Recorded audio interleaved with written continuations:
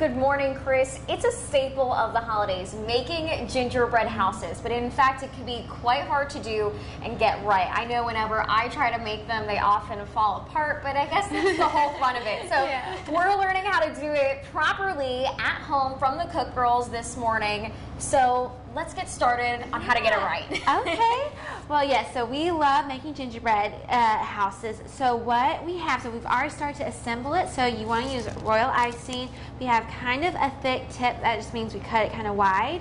So we went ahead and put together the base because that needs to set before you add the roof. So we've added a good bit of icing underneath where the pieces of the house are going to sit, the panels we call them, and then we've put them just right on top of the icing, and then we put icing along the edges, so we've sandwiched it like all together.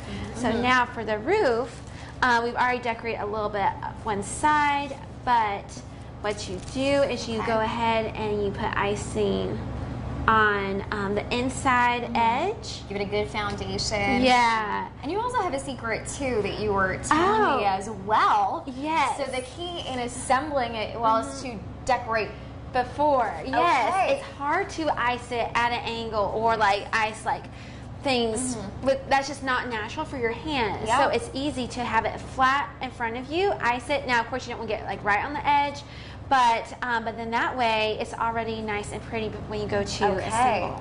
All right. So anyway, I'll just go and put one right here. All right. So we want to double that foundation there as well. That's another thing that I guess I wasn't doing. So the better. And again, this is royal, so this should harden, should firm, and then you just place it on top. And you might need a couple of people, but then you just kind of hold it firm. All right, we're holding it firm here. And then I'll flip this side over. So this is set, so it's totally fine to flip over.